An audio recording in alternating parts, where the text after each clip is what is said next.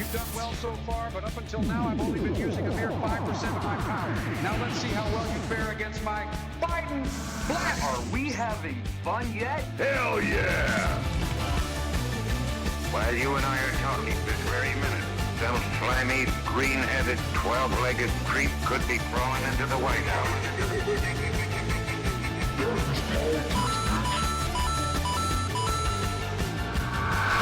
After all, if our national leaders were elected on the basis of tricky slogans, our country would be in a terrible mess. Welcome, everybody, to By the Ballot, where we talk about the New South and stances and tactics and news from the left. I am your host, Matt Royer, and we are going to keep something going here. Every month, we'll be having a new conversation with another guest about everything from Democratic politics to organizing in rural areas to running in red states to how Democratic candidates and the party at large can reach out to younger voters or more disaffected voters. Things that we have been trying to reiterate here at By the Ballot. This is going to be a little bit more choppy, and I'm sorry about that. So please bear with us as we're navigating this new terrain here.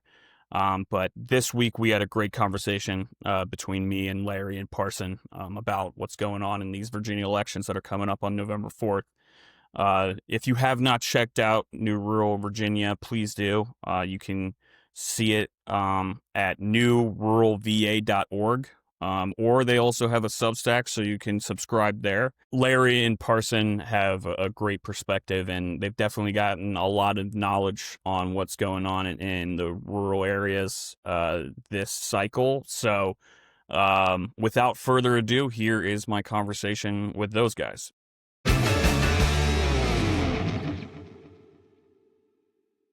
Hello, everybody, and welcome to our special edition of By the Ballot, where every month I will be joined by guests to talk about what's going on in politics, especially on the organizing, campaigning, and state levels. Today, I am joined by Larry Wohlers and Parson Brown from New Rural Virginia. So, guys, tell me a little bit about what New Rural Virginia is, how it started, and what you are trying to accomplish with it. Okay, Matt. Thanks so much for having us on. Yeah, hello. So, yes, New Rural Virginia, we got started after the 2020 elections when we had this feeling that Trumpism wasn't going away, and we wanted a way to have a conversation with our rural neighbors about, what are real solutions for the rural communities. And that's what we did for our first few years. We just wrote the newsletters, and we were trying to challenge conventional wisdom out here. Just for example, that for a lot of people in rural areas, it's been an article of faith that the reason why rural communities haven't done well is because of too much government, right? Too much government reg and putting in policies like NAFTA, which destroyed, local factories. And so they just wanted the least government possible. And the Republican Party was happy to oblige to support that, right?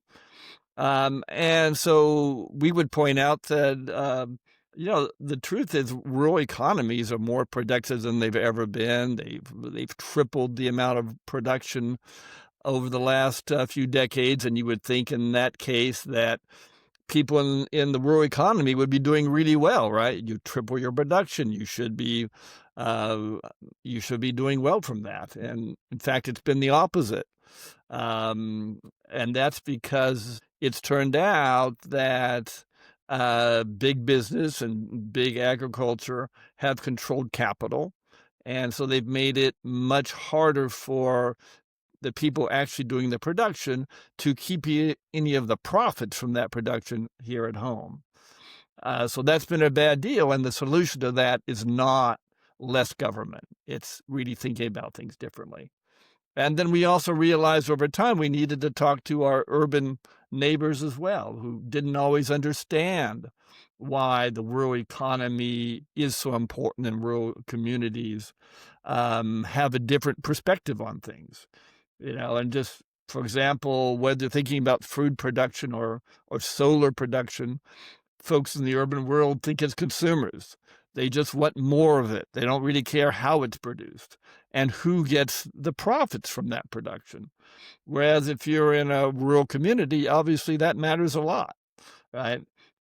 And so thinking about those issues are something that we wanted to focus on. And so, in short, we do believe, and we've tried to make it clear that urban progressives and rural communities really actually need each other to get the things they each want done. And they just don't always necessarily realize it. So one of the things that I've been noticing that you guys have been doing on your New Rural Virginia podcast and Substack is every week you will talk to a new candidate from the rural areas of Virginia. So how did you guys get started with doing that? Yeah, well, so actually, Larry and I met at the Virginia Rural Caucus. They have a rural retreat this year, or last year. It was at Natural Bridge, and most of the Democratic candidates in rural districts were there. We got to meet them, and they're all just a really great group. If you've never been participated in the rural retreat, get involved with the Virginia Rural Caucus because it's a great time. So and in these rural districts, there's a lot of candidates that are running in deeply red, so to speak, communities, and not getting the attention or being really noticed in a way that they truly deserve, and not getting the attention when it came to elections. And of course, not as many resources, the lack of money and stuff that rural candidates, in comparison to some of our more urban brethren. And these are very competitive races. So we were, appalled and intrigued, and so were these candidates. And I've in conversations I've had with folks, I do a lot of work up and down Appalachia with rural communities, with the Alliance for Appalachia as well. And it's not just limited to Virginia, but what leads people to enter politics for the first time in these uphill battles, because if someone's never run before, and what really makes them tick, and what is the motivation and makes them willing to step out of their comfort zone in an uncomfortable place.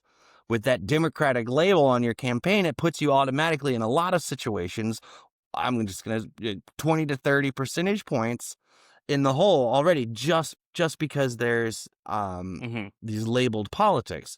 And so we thought that these folks deserve to be heard, and not just by their voters, but also because most of Virginia Democrats, our allies and neighbors living in urban centers, might not even be able to place some of these districts on a map or have a clue about their issues. And that's just the truth. That's not a dig, really. So we thought if these candidates were willing to step out and do this incredible hard work, and it really, I cannot stress how hard it is to step up and show up and run as a Democrat in a conservative rural district. Very geographically large districts, but low population density, and with very little financial support from communities that already have their own struggles, and also from the greater party. So in a nutshell, a not so nut of a nutshell, that is how we started having these conversations with candidates, because we wanted to pick their brains, and not just to, we wanted to uplift their voices, but also try to get a better understanding of how these elections work and what we need to do in the future. Yeah. No, I mean, it's a really, really great platform to be given to these folks, especially those that, like you're saying, are not getting that national spotlight all the time. But we have seen some of them candidates that are down in the rural areas that are getting a little bit of that uplift, like, for instance, Lily Franklin, and also Andrew Payton in my alma mater hometown of Harrisonburg, doing great work. But, so you've been interviewing these folks every single week, almost every week, I should say. Almost as much as we can, yeah. Right. As much as you Mhm. can, right? During the campaign season, it's hard to get some of those candidates tied down, right? But Right. you've been having some really fascinating conversations that typically you don't hear a lot from when it comes to the talking points that a lot of our Democratic candidates and candidates in general are going to be talking about. And especially, like you're saying, from the urban crescent, you're not hearing those same sort of whatever you want to say with perspectives on that urban crescent area. So what are your takeaways that you have from those conversations, and are you thinking it has differed from years past? Right.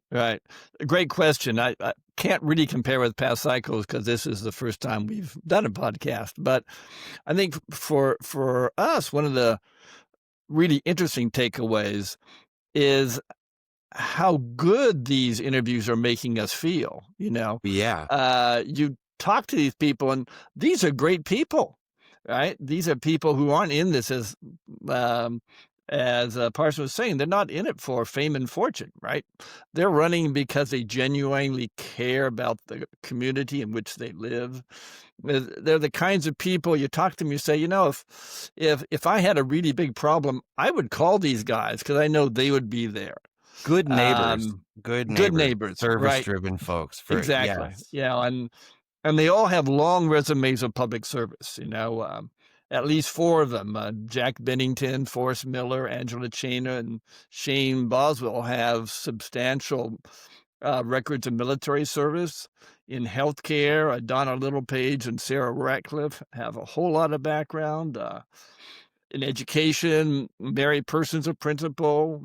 Jack Bennington teaches government in a high school. I'd love to have his class as a high school kid, totally, right? yeah.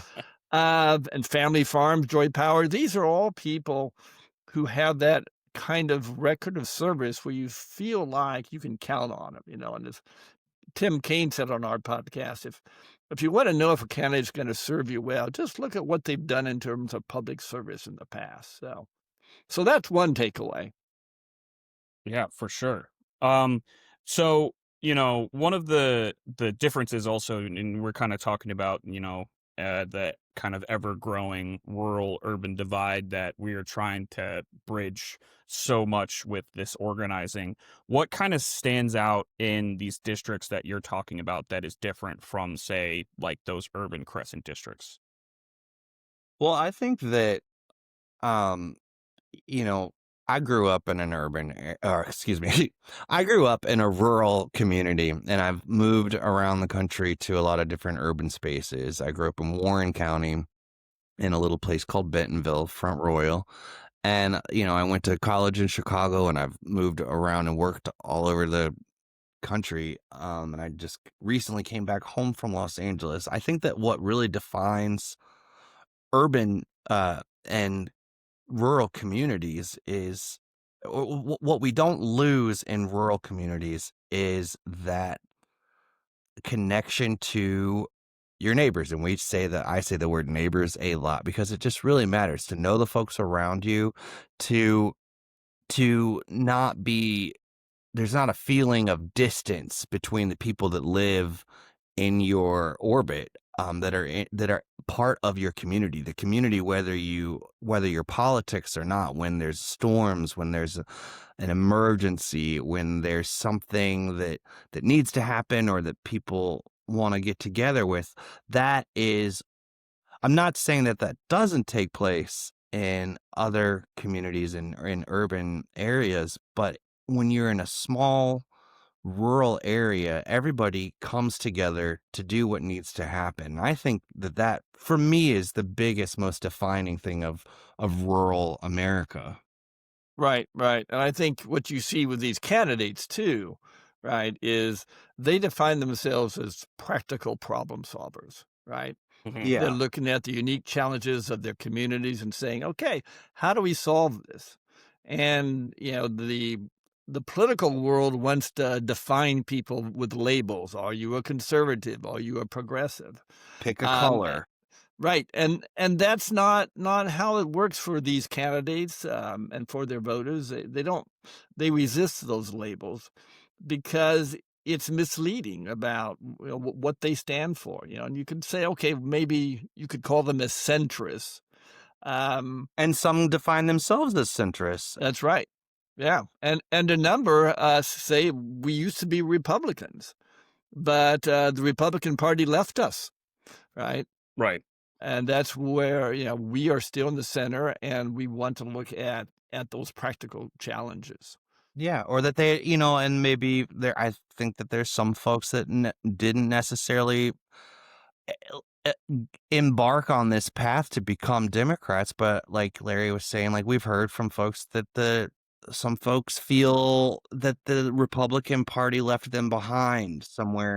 Mhm. on the trail in Yeah. the past. And so it's a time of like kind of redefining what how we identify our what matters to us. And I see that really as something that's evolving in rural communities especially. Yeah. And it's interesting that you're talking about like this whole the notion of like people considering themselves to be like centrists or something like that. Because I was out in Botetourt County not too long ago, with their Democratic committee, and one of the things that I was trying to hammer home is, one of the things I believe that we've kind of lost in our political discourse has been that a lot of folks vote with their wallets, right? They vote with their Right. pocketbooks. I've seen definitely like year after year, when you look at it's not even just looking at the polling, you just look at what people are talking about. Most of it has to do with their money that they're taking home, how much stuff costs at the grocery store, how much cost of living is kind of taken out of their bank accounts. Sure. And then like also things like their infrastructure around their houses, like, stuff with their roads and their schools and making sure their kids get a good education. And a lot of it just comes down to the economy is what I think. Is that something, I guess, that you see when it comes to kind of the divide between, which candidate is probably going to be, more popular with that rural area? Is it really going to be that more socially progressive person who talks about all of the social issues, or is it going to be someone who talks more about the kind of populist sort of, for the better good of people when it comes to like how much they're helping out with their bank Mm, accounts? that's a great question. My sense, we always ask the candidates, what are you hearing about and what are you talking about? And it's invariably, as you say, more pocketbook issues. The cost of living, housing affordability. Interestingly enough, I think urban people tend to think of housing affordability as being just an urban problem, but it's a rural problem too, Right. right? For different reasons and potentially Yeah, different solutions. which manifests in different ways in rural communities as well. Exactly. Exactly. Obviously, healthcare. Healthcare is, and where that's going with the big cuts from Republicans in Congress. People are very much aware of that. Hmm. What's happening to farms with the tariffs and all the chaos, the cutback in USDA. These are very pocketbook issues, right? Hmm. Yeah, and I guess on the flip side of that, right? You're talking about the economy and how that's, you're giving the people what they should be voting for. I guess, is there anything that is like kind of on the Democratic side that, or even the Republican side, that's just not resonating with those rural voters like it does in other areas of the country? I think that folks, one thing, and because I do tend to be more of on the social end of the conversation, and I can admit that. But I think that um, reproductive rights is something that as a culture we are there's less pushback in that department, so to speak. I think that we're reaching a place where the autonomy and of women's bodies and what we do reproductively is becoming less of an issue. Not in every circle, not in every corner or community. But it's kind of an interesting, as you say, I agree. The candidates all say reproductive rights doesn't come up very much, in part Right. because I think people just think it's a done deal. They've got it. And yet Yeah. we're only 2 votes away from a Republican majority. Right. And if you had that, you Right. just look to the south of us, and every state except North Carolina has a 6-week abortion ban in place, right? And Yeah. so you could have dramatic changes, but I don't think people are that they just sort of accepted that they think they're fine on that one. Yes, and Yeah. thank you, Larry, for again. Larry is always the punctuation. It was the punctuation to that point. Yeah, and I think it's interesting, that you say that. It's like it's not that they don't care about it, right? It's that they think that okay, we fixed that problem. Let's talk about, It's grandfathered in, and it's yeah, really not. It is on the table every time, all the time. yeah, Or it may be that they don't really think the Republicans have a chance of getting the majority back. right, right. Right? Well, I mean that's yeah, and that's also interesting I don't because know. yeah, because I've had like various conversations, being able to go around the whole Commonwealth and knock doors for various candidates and also stump with various candidates. It's interesting, like kind of the conversations you have, and one of the things that I have heard, and it's a point that I might belabor, but I've had conversations with folks that you bring up reproductive rights, you bring up LGBTQ rights, you bring up like all the social stuff, and what you hear sometimes is, I don't care about all that. What I care about is, what are you going to do for my, my monthly payments on my house? What are you going to do for my Right. grocery bills, like, and all that? But the issue is, I think, between the urban and rural divide is a lot of the other folks hear that first part of that sentence where they say, I don't care about all that. And they don't hear the last part, which is, this is actually what my priorities are. These are kind of where I'm prioritizing stuff over.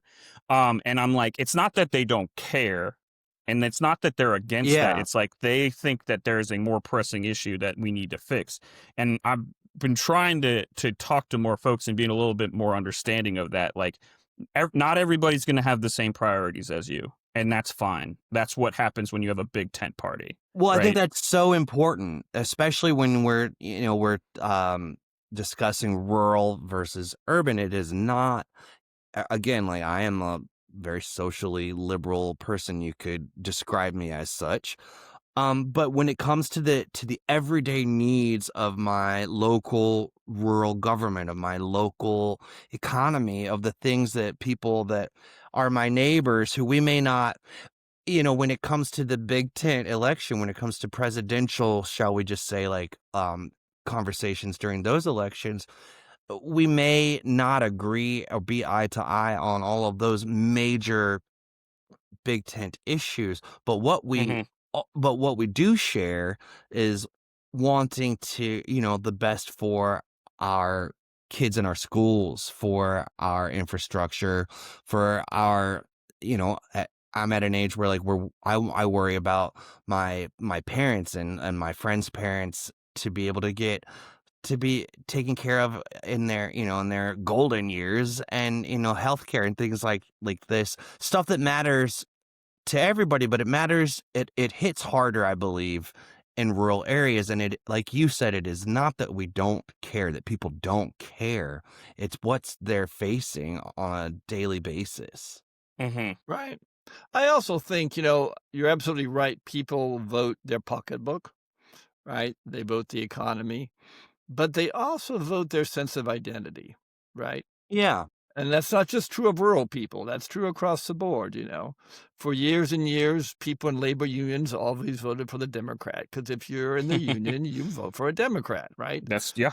Somewhere along the line, that changed, right? And in rural areas, people tend to think, oh, I'm a conservative, Republicans are a conservative, they're part of my group. And so I vote for them, and some of our candidates will say, had a great conversation on the front porch with somebody, and they said, "Boy, you're great. It's too bad you're a Democrat." Mm-hmm. But that can change, right? Yeah. Just like for unions, it changed. And the question is when and how. As Tim Kaine said on our podcast, change can just seem to never happen and then suddenly boom. That Mm-hmm. moment, that tipping point when you start hearing from your friends and neighbors, oh, maybe we should be looking at X. And we've had a couple of the candidates who have said, when we started out, our neighbors would say, "Why are you running as a Democrat?" And Mm-hmm. now they're saying, "Oh, this is interesting. Let's talk. We want to hear," right? Yeah. So maybe we're at that cusp of change. I don't know. We'll find out in a couple of weeks, right? Yeah, absolutely. One of the things I think that's interesting is that has become a Virginia-centric issue over the past few years, especially, have been data centers, right?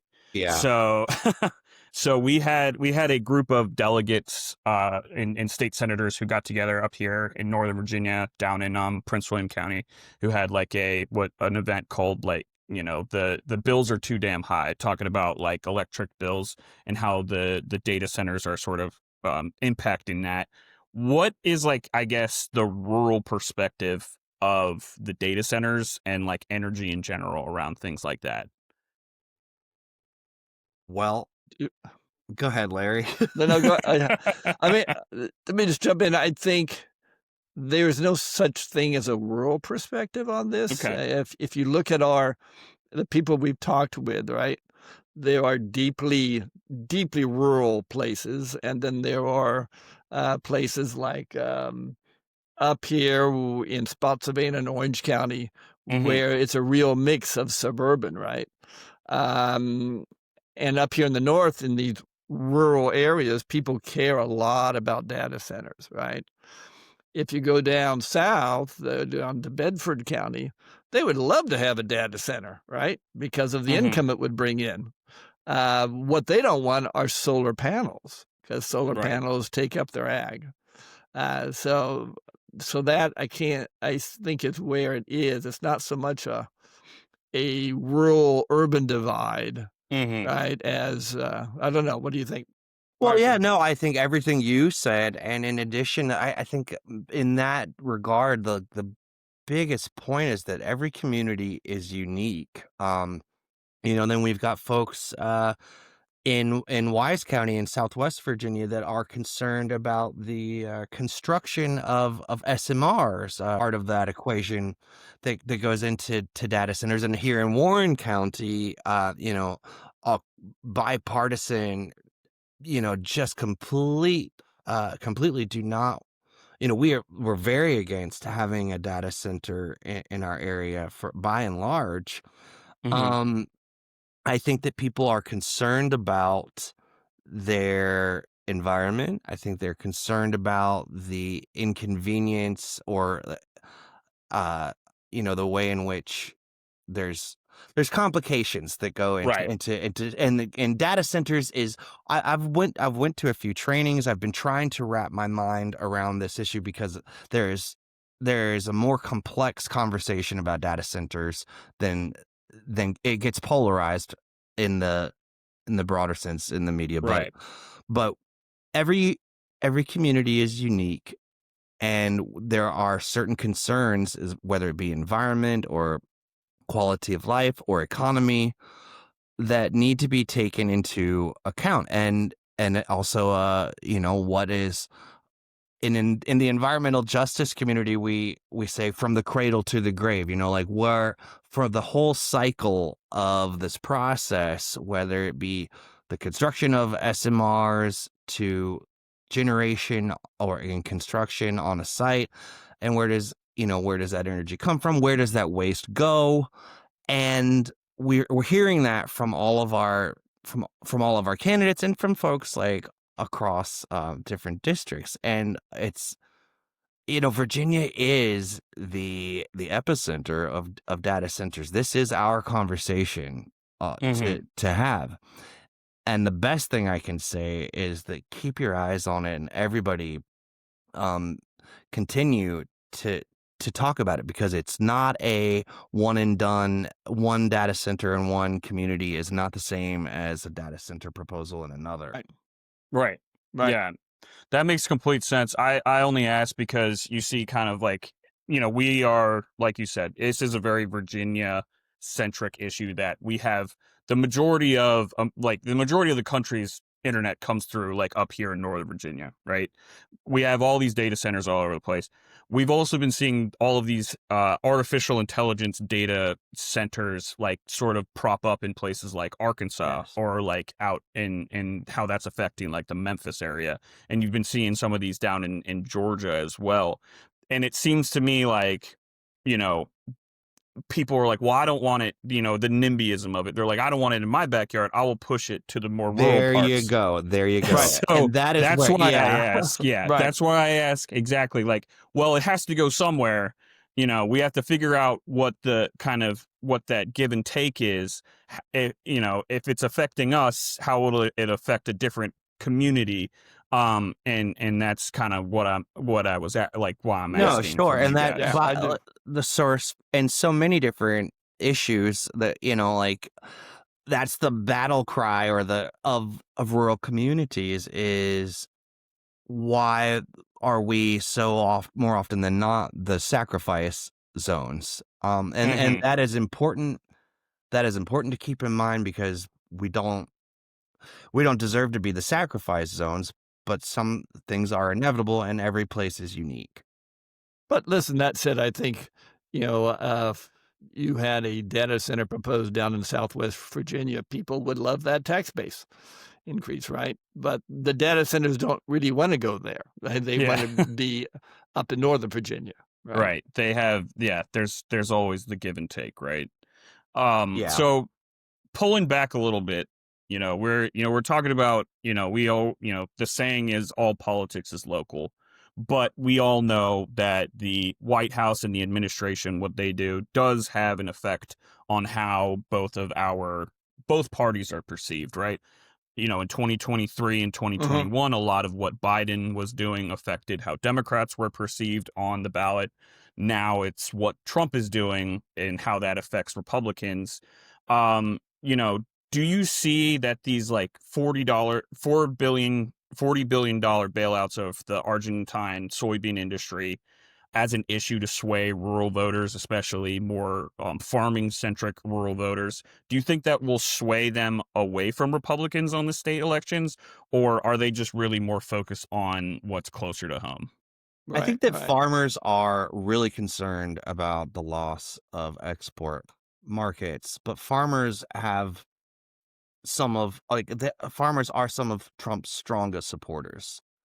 And actually, like, farmers are a pretty small part of the population, even in rural counties, but they're incredibly important, and that impact will be felt.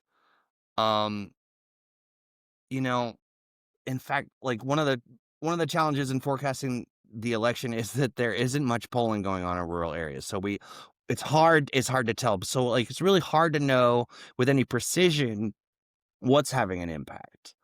And I'll be honest with you, I don't know if our, like, rural Virginia voters understand everything that's going on in South America and throughout those areas. Our farmers are more in tune to it, I do believe, because it directly impacts them. But I think that is a bigger conversation about communication and news as it's delivered to our population. Right. Right. I think it's the tariffs, but also just the uncertainty created Yeah. by all the tariffs coming on and off, and that's had a big impact on the inputs that farmers and small businesses need, right? Mm-hmm. And I think people are feeling that again, exactly how much they feel it and how much they're willing to vote on that basis. We'll find out. I do think there are a lot of things we talk a lot about healthcare, and our candidates say healthcare is a big topic. But we haven't really felt the impact of rising premiums yet, right? Mm-hmm. Now, we may, as of November 1st, when people see what happens with their Affordable Care Act premiums, that may Mm-hmm. have people saying, oh, wow.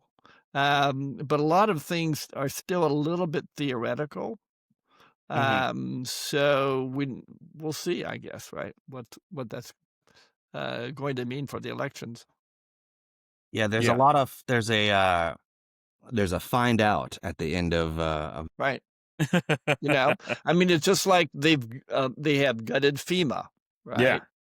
right?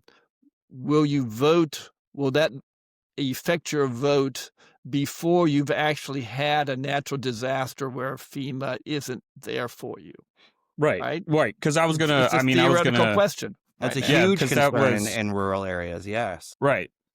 Yeah, I was going to ask just because, last year we saw like huge devastation, especially in Appalachia, because of flooding all over the place and what was going on and how FEMA was sort of already struggling to get there and respond. And that was kind of going to be my next question, with the cuts that have already happened, right?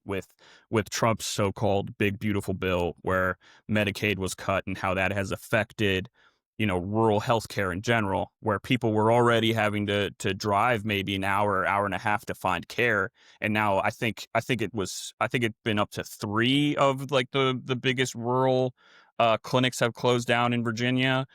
And we had obviously the lieutenant governor going on national news and saying, no, that's not happening. That's not a problem. Do you think like those kinds of issues that are maybe not in the forefront of people's thoughts because it's been 1,000 news cycles since that happened, but do you think that that's still something that's going to be kind of like on people's minds as we're winding down here in the last couple of weeks of the election?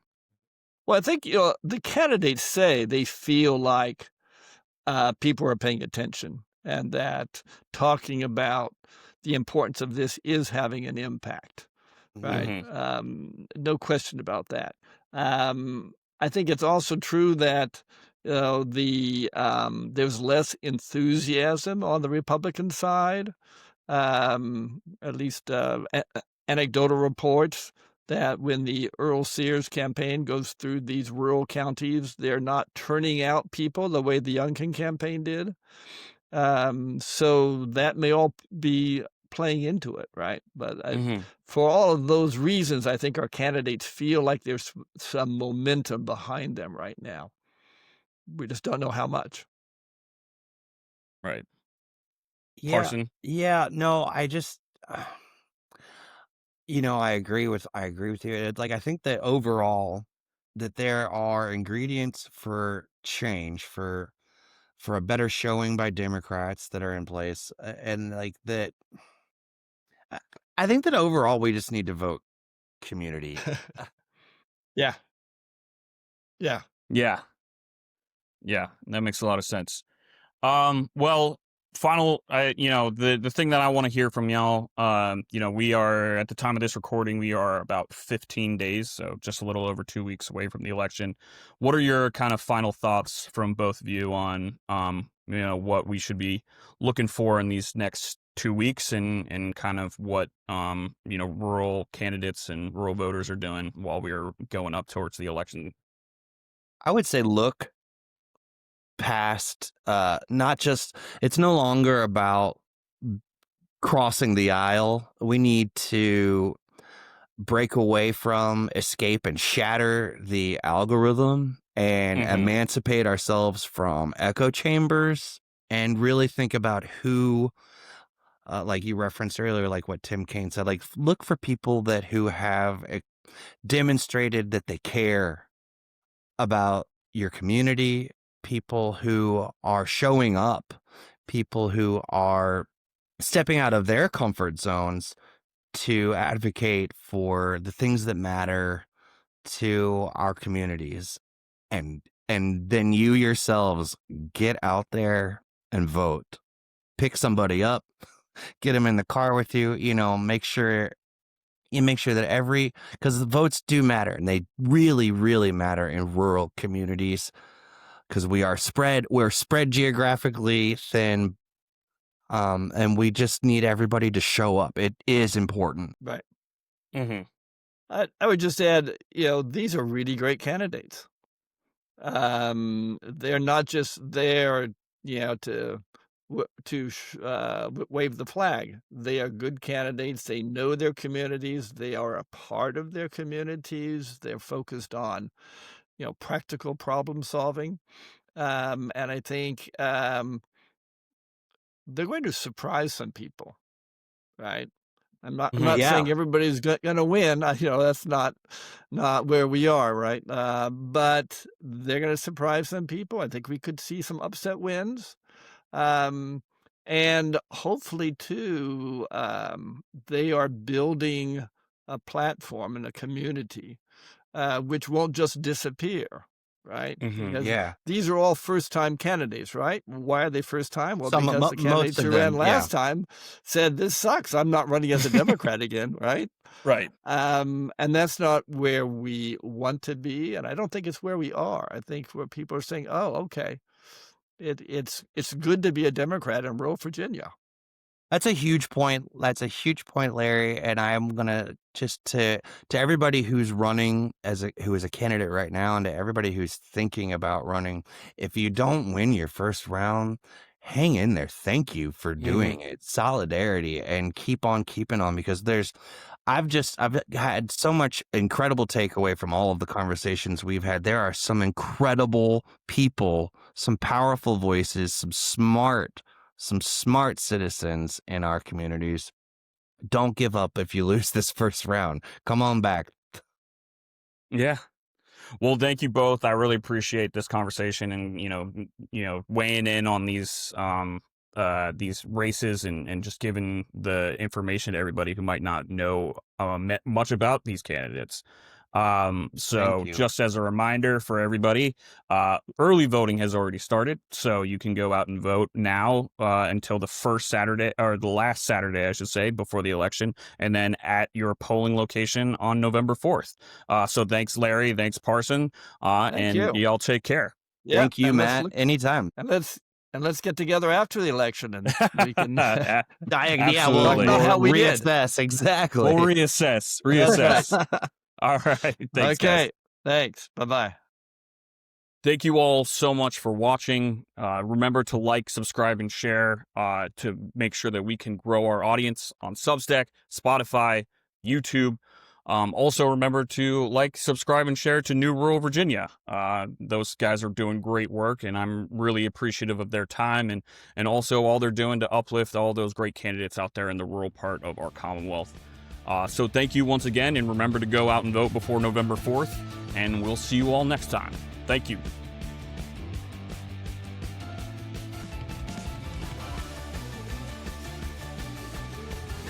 Thank you for reading and listening to By the Ballot. By the Ballot is an opinion series published on Substack, written, hosted, and produced by Matt Royer. Our theme music is Blah Blah Blah by The Revolution. All views expressed are solely those of the author and should not be interpreted as reporting or objective journalism or attributed to any other individual or organization. This publication represents personal commentary, analysis, and opinion only.